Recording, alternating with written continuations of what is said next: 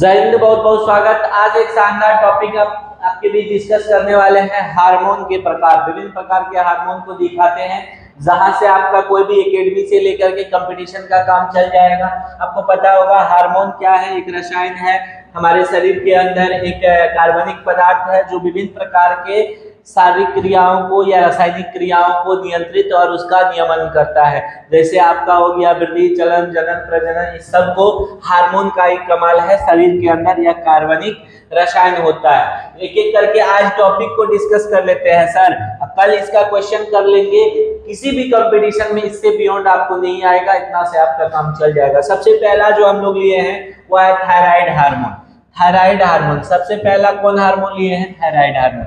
Thyroid ग्रंथि मूल रूप से दो हार्मोन में होता है, एक T3 होता है और एक T4 होता है। क्या ये थायरोनिन और थायरोक्सिन होता है, रिलीज करती है। ये दो प्रकार का हार्मोन रिलीज करती है जो हमारे शरीर के मेटाबॉलिज्म को नियंत्रित करने में क्या करता है? बहुत मदद करता है। कौन? थायराइड ग्रंथि से स्रावित होने वाले हार्मोन। यह हार्मोन वजन को भी आपका नियंत्रित करता है, ऊर्जा स्तर को, आंतरिक शरीर का तापमान, त्वचा, बाल आदि के विनियमन करने में भी मदद करता है। कौन सा हार्मोन? Thyroxine hormone.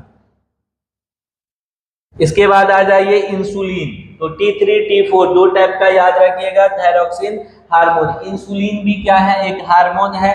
यह हार्मोन अग्न्याशय ग्रंथि द्वारा रिलीज होता है। बहुत इंपॉर्टेंट बात, कई एग्जाम में धज्जी उड़ा करके पूछता है कि इंसुलिन कहां से स्रावित होता है? अग्न्याशय ग्रंथि से। इंसुलिन अग्न्याशय ग्रंथि, इंसुलिन अग्न्याशय ग्रंथि, इंसुलिन अग्न्याशय ग्रंथि, याद रहेगा।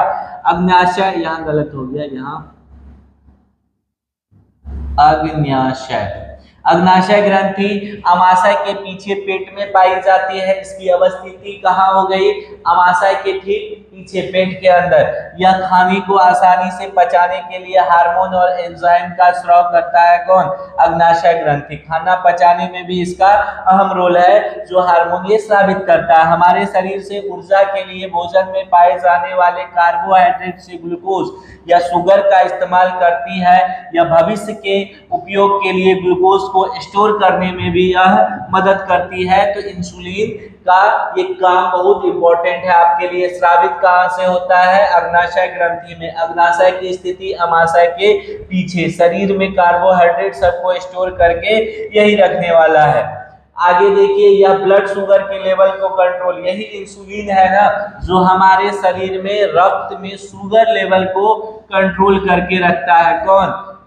Insulin hormone. कौन? Insulin hormone. इसीलिए आप देखे होंगे अगर शरीर में इंसुलिन की कमी हो जाती है तो आदमी डायबिटीज से सफर करता है और उस स्थिति में इंसुलिन का इंजेक्शन देना पड़ता है। अगर ब्लड शुगर लेवल ज्यादा होता है तो उसको कहते हैं हाइपरग्लाइसीमिया। क्या कहते हैं? हाइपरग्लाइसीमिया। हाइपरग्लाइसीमिया। और अगर कम हो जाता है तो उसको कहते हैं हाइपोग्लाइसेमिया। क्या कहते हैं? हाइपरग्लाइसीमिया और हाइपोग्लाइसीमिया कहते हैं ज्यादा, तो हाइपर कम, तो क्या? हाइपो। चूंकि शुगर लेवल बढ़ना मतलब ग्लूकोज लेवल बढ़ना, इसलिए ग्लाइसेमिया कहते हैं, और हाइपो मतलब कम होना। मधुमेह, जिसको डायबिटीज इंसुलिन नामक रसायन की कमी से होता है, ये भी धज्जी उड़ा करके पूछा जाने वाला बात है कि मधुमेह किसके कारण होता है? इंसुलिन के कमी से होता है, जिसका स्राव शरीर में अग्न्याशय ग्रंथि। इंसुलिन का स्राव कहां से होता है? अग्न्याशय ग्रंथि से होता है। हम लोग देख लिए। अब लीजिए एस्ट्रोजन। एस्ट्रोजन क्या है? बहुत इंपॉर्टेंट। जो हार्मोन लिए हैं ना हम, वही इंपॉर्टेंट हार्मोन लिए हैं जो एग्जाम बार बार दोहराता है जहां से क्वेश्चन। एस्ट्रोजन क्या है? यह एक महिला सेक्स हार्मोन है। सबसे पहला बात तो यही टॉप मोस्ट बात है कि निम्नलिखित में से कौन है मादा सेक्स या महिला सेक्स हार्मोन है? फीमेल सेक्स हार्मोन है। तो फीमेल सेक्स हार्मोन एस्ट्रोजन है। एस्ट्रोजन कैसा हार्मोन है? फीमेल सेक्स हार्मोन है जो कि अंडाशय द्वारा उत्पन्न होता है। उत्पन्न कहां से होता है? एस्ट्रोजन अंडाशय से। एस्ट्रोजन अंडाशय से। यह भी वसा कोशिकाओं और अधिवृक्क ग्रंथि द्वारा निर्मित होता है। यह प्रजनन, मासिक धर्म यानी कि पीरियड्स हो गया आपका, चक्र और रजो निवृत्ति यानी जिसको मेनोपोज कहते हैं, लास्ट समय जब आता है पीरियड्स, मेनोपोज फर्स्ट टाइम, ऑटोपोज के लिए जिम्मेदार होता है कौन? एस्ट्रोजन। मेनोपॉज के लिए कौन रिस्पॉन्सिबल होगा? एस्ट्रोजन रिस्पॉन्सिबल होगा। पीरियड्स के लिए एस्ट्रोजन रिस्पॉन्सिबल होगा। प्रजनन के लिए एस्ट्रोजन रिस्पॉन्सिबल होगा। महिला शरीर में जब एस्ट्रोजन ज्यादा स्रावित होता है तो ब्रेस्ट कैंसर, देखिए अब कोई भी हार्मोन हो, अगर उसका उत्पन्न ज्यादा भी कीजिएगा तब भी लॉस है, तब भी उसका हार्मफुल इफेक्ट है, कम होगा सर तब भी है। तो अगर शरीर में ज्यादा स्रावित हो जाए तो ब्रेस्ट कैंसर हो सकता है, गर्भाशय में कैंसर हो सकता है, अवसाद उत्पन्न हो सकता है, मनोदिशा में अजीब तरह का बदलाव हो सकता है, कभी मूड अच्छा रहेगा, कभी खराब हो जाएगा, चिड़चिड़ा रहना, ये तमाम बातें जो है किसके कारण हो सकता है? एस्ट्रोजन अधिक उत्पन्न होने के कारण हो सकता है।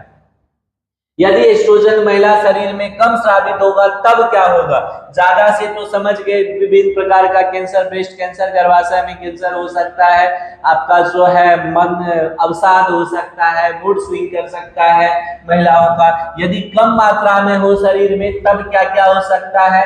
तो मुहासे निकल सकते हैं, त्वचा पे घाव निकल सकते हैं, त्वचा हल्की हो सकती है, मतलब स्किन टोन कम हो सकता है, बालों का झड़ना भी इसके लिए रिस्पॉन्सिबल होता है। बालों का झड़ना भी किसके कारण होगा? एस्ट्रोजन के कमी से। एस्ट्रोजन कैसा हार्मोन है? तो महिला सेक्स हार्मोन है, याद रखिएगा।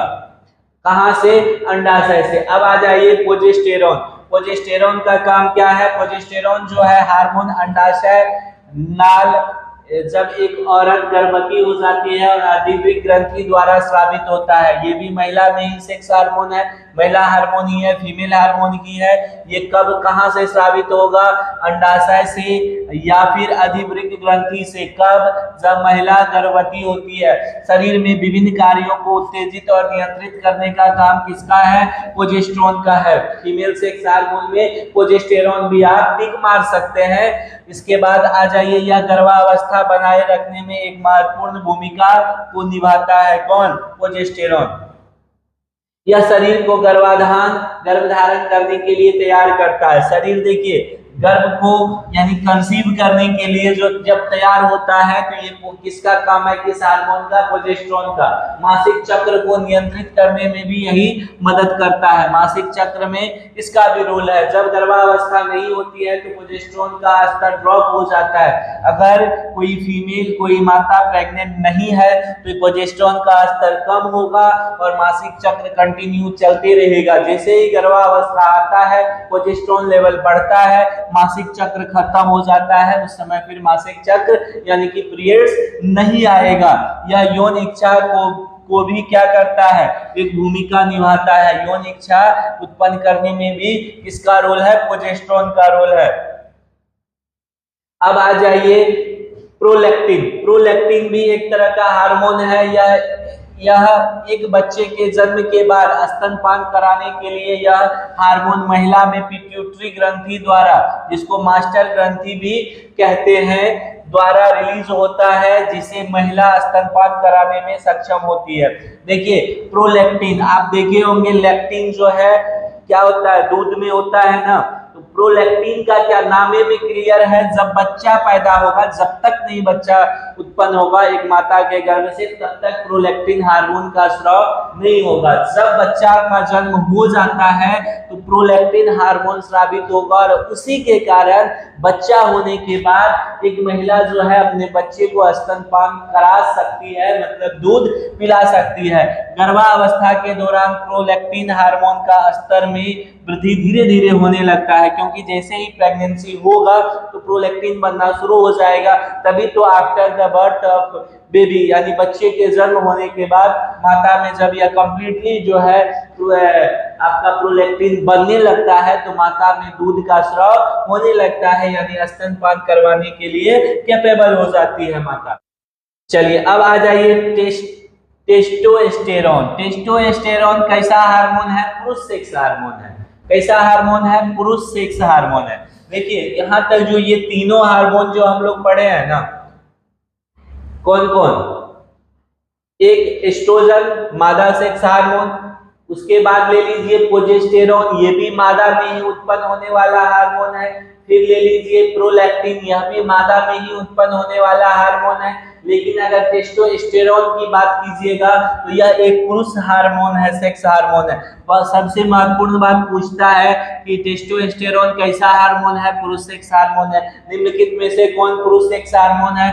टेस्टोस्टेरोन है। यह एक अनाबोलिक स्टेरॉइड है जो शरीर की मांसपेशियों का निर्माण करने में मदद करता है।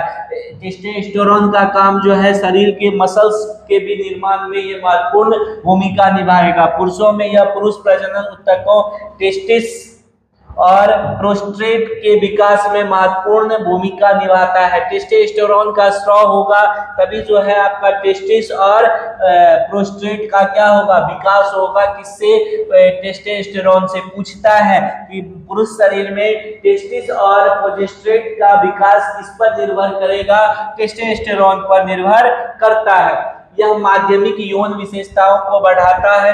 यह मध्य में जो है यौन विशेषताओं को भी महत्वपूर्ण बढ़ाने में महत्वपूर्ण रोल निभाता है, जैसे कि मांसपेशियों और हड्डियों का शरीर में वृद्धि होना, शरीर में बालों की वृद्धि, ये सब जो है इसके लिए भी रिस्पॉन्सिबल है टेस्टोस्टेरोन। अगर टेस्टोस्टेरोन पुरुषों में अपर्याप्त मात्रा में उत्पन्न होता है तो हड्डियां कमजोर होने सहित कई प्रकार की असमानता है। टेस्टोस्टेरोन अगर शरीर में नहीं उत्पन्न हो पा रहा है तो हड्डियां कमजोर हो जाएगी और इसको बहुत बर्बाद करने से भी, स्राव करने से भी हड्डियां कमजोर होती है। टेस्टोस्टेरोन का पुरुष में अनेक कार्य है। सेक्स हार्मोन होने का मतलब डजंट मीन कि केवल सेक्स में इसका रोल होता है। शरीर के हड्डियों और मांसपेशियों को पुरुषों में मजबूत बनाने में भी किसका रोल होता है? टेस्टोस्टेरोन का रोल होता है। अब आ जाइए सेरोटोनिन। यह एक मनोदशा बढ़ाने वाला प्रभावी हार्मोन है। कैसा? मनोदशा को प्रभावित करने वाला सेरोटोनिन एक सबसे महत्वपूर्ण रोल इसी का होता है। इसे नेचर्स फीलिंग गुड केमिकल के रूप में भी जाना जाता है। केमिकल आपके मूड को स्विंग करा सकता है, इसमें ये क्षमता है। यह सीखने और स्मृति के साथ जुड़ा हुआ है।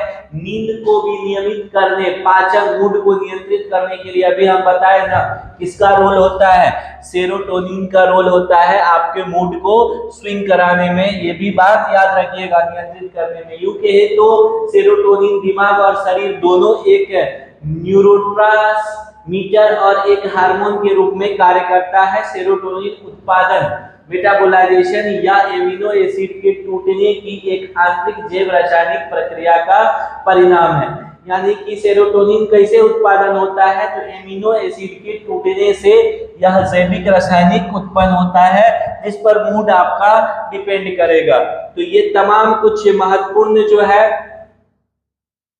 अब आ जाइए आठवां ले लेते हैं एड्रेनलिन। एड्रेनलिन बहुत इंपॉर्टेंट हार्मोन है। इसको लड़ो और उड़ो हार्मोन कहते हैं, करो या मरो हार्मोन कहते हैं, क्योंकि जब भी तनाव वाला स्थिति होगा, जब भी आप किसी दुविधा में होंगे, किसी परेशानी में होंगे, डर, भय, खतरा, संकट में होंगे, तो यह हार्मोन ही उत्पन्न होता है जो उस परिस्थिति से निपटने की क्षमता देता है। और जैसे ही परिस्थिति ठीक हो जाती है इस हार्मोन का स्राव बंद हो जाता है। इसीलिए इसको लड़ो और उड़ो हार्मोन कहा जाता है। एड्रेनलिन हार्मोन अधिविक ग्रंथि के मेडुला के साथ साथ केंद्रीय तंत्रिका तंत्र के न्यूरॉन में स्रावित होता है। सबसे इंपॉर्टेंट बात कि कहां से स्रावित होता है एड्रेनलिन? अधिवृक्क ग्रंथि के मेडुला के साथ साथ तंत्रिका तंत्र के न्यूरॉन में होता है। यह आपातकालीन, अभी बताएं, आपातकालीन हार्मोन के रूप में क्यों जाना जाता है? जब भी परिस्थिति विपरीत होगी यह हार्मोन उत्पन्न होगा, क्योंकि यह त्वरित प्रतिक्रिया की शुरुआत करता है जिससे व्यक्ति को सोचने और तनाव से लड़ने के लिए साहस और हिम्मत इसी से मिलेगा। डर, भय,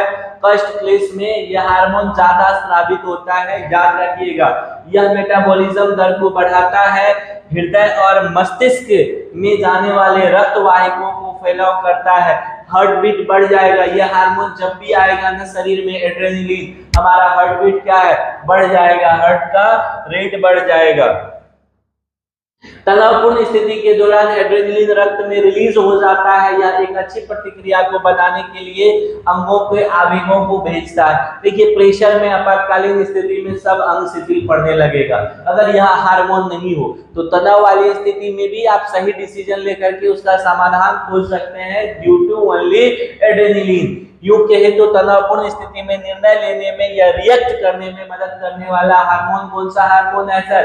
एड्रेनलिन हार्मोन है, इसलिए इसे लड़ो और उड़ो हार्मोन कहा जाता है, करो या मरो हार्मोन कहा जाता है, आपातकालीन हार्मोन कहा जाता है, तनाव की स्थिति में उत्पन्न प्रतिक्रिया देने वाला हार्मोन कहा जाता है। ये तमाम नाम पूछ देगा तो टिक मार के आइएगा एड्रेनलिन हार्मोन। उम्मीद करते हैं हार्मोन का ये टॉपिक जो दिए है ना, इससे कॉन्सेप्ट आपका क्लियर हो गया होगा, लेकिन कॉन्सेप्ट तब तक फाइनल नहीं होता है जब तक इस पर क्वेश्चन नहीं कर लिया जाए। तो इस पे एक क्वेश्चन का वीडियो लेकर के आएंगे, तब जाकर के क्वेश्चन आपका पूरा जो है कॉन्सेप्ट क्वेश्चन के साथ क्लियर हो जाएगा। तो बने रहिए, तमाम टॉपिक हम आपको परोसने वाले हैं। आपका प्यार और सपोर्ट मिलते रहना चाहिए। जय हिंद।